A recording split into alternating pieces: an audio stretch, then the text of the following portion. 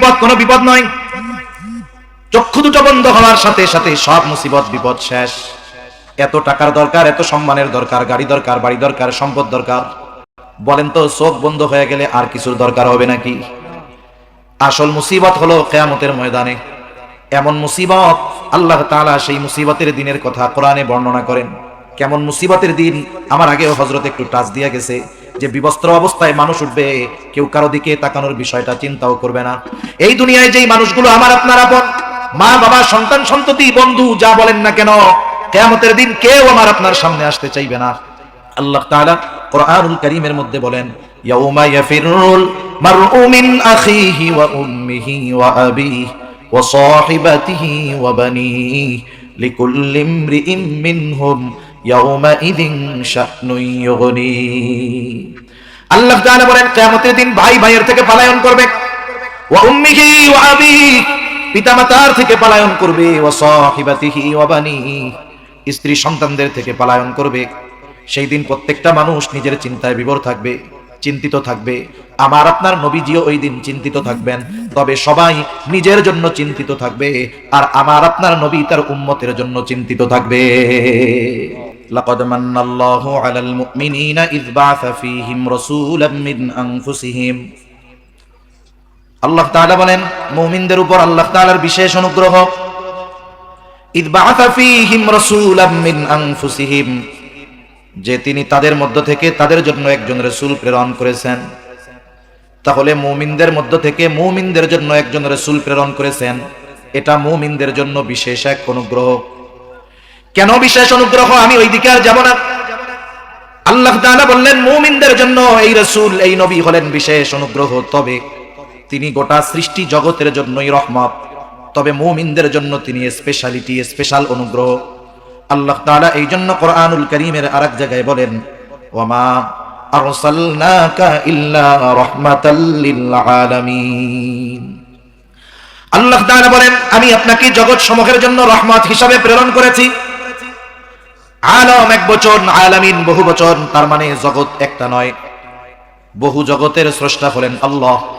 আল্লাহ তাআলা বহু জগৎ সৃষ্টি করেছেন। আল্লাহ তাআলা যত জগৎ সৃষ্টি করেছেন সব জগতের জন্য হলেন রহমত, মুহাম্মাদুর রাসূলুল্লাহ সাল্লাল্লাহু আলাইহি ওয়াসাল্লাম। আবার পবিত্র কোরআনুল কারীমের সর্বপ্রথম সূরা, সবচাইতে যেই সূরার তিলাওয়াত বেশি হয়, প্রতি ওয়াক্তের প্রতি রাকাত নামাজে সূরা ফাতিহা লাগে। তবে ইমামের পেছনে যখন নামাজ পড়ি, ইমামের কেরাত, মুসল্লির কেরাত ইমাম পড়ে, একা যখন পড়ি প্রত্যেক রাকাতে নিজে সূরা ফাতিহা পড়ি। সূরা ফাতিহার শুরুতেই আমরা বলি আলহামদুলিল্লাহি রাব্বিল আলামিন। সূরা ফাতিহার শুরুতেই বলি আলহামদুলিল্লাহ, সকল প্রশংসা আল্লাহর জন্য। কে আল্লাহ? একটু বিশ্লেষণ করে আল্লাহই জবাব দেন, সকল প্রশংসা আল্লাহর জন্য, যিনি জগৎ সমূহের রব। যত জগৎ আছে সব জগতের প্রতিপালক রব হলেন আল্লাহ, আর যত জগৎ আছে সব জগতের রহমত হলেন মুহাম্মাদুর রাসূলুল্লাহ। গোটা কুল কায়নাতের সৃষ্টি জগতের এমন একটা ইঞ্চি জায়গাও নাই যেই জায়গার রব আল্লাহ তাআলা নয়। আছে এরকম একটা জায়গা যে আপনাদের এলাকায় 1 ইঞ্চি জায়গা আছে, এই ইঞ্চি জায়গার মালিক আল্লাহ না? এরকম আছে? যেমন গোটা সৃষ্টি জগতের রব আল্লাহ, গোটা সৃষ্টি জগতের রহমত হলেন মুহাম্মাদুর রাসূলুল্লাহ। এই জন্য নবী রহমাতুল লিল আলামিন হওয়ার কারণে গোটা সৃষ্টি জগতের সব সৃষ্টি উপকৃত হয়। কাফেররাও নবীজির কারণে উপকৃত হয়েছে। তাদের পাপাচার, অনাচার, অবাধ্যতার কারণে নবীজির কারণেই নগদে শাস্তি আসে নাই। সহিহ মুসলিমের থেকে একটা ঘটনা শোনাই আপনাদের। আবু জেহেল একদিন নবীজির সামনে আসছে, নবীজিকে শোনায় শোনায় আল্লাহ তাআলার কাছে দোয়া করতেছে।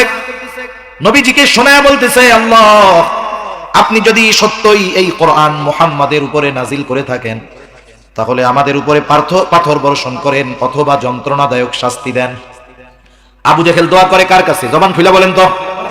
আল্লাহ তাআলার কাছে দোয়া করে, বলে আল্লাহ আপনি যদি সত্যই কোরআন মুহাম্মাদের উপরে নাজিল করে থাকেন, তাহলে আমাদের উপরে পাথর বর্ষণ করেন অথবা যন্ত্রণাদায়ক শাস্তি দেন। প্রথম কথা হইল, আবু জেহেল কি আল্লাহকে বিশ্বাস করতো নাকি? বলে হ্যাঁ।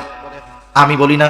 আল্লাহকে যে বিশ্বাস করতো, এই বিষয়টা আল্লাহ তাআলা কোরআনুল কারীমের অনেক জায়গায় বলেন। আল্লাহ তাআলা বলেন, ওয়ালা ইন সাআলতাহুম মান খালাকাস সামাওয়াতি ওয়াল আরদা লা ইয়াকুলুনাল্লাহ।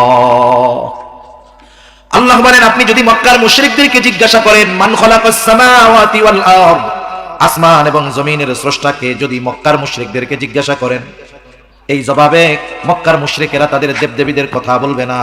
কি বলবে?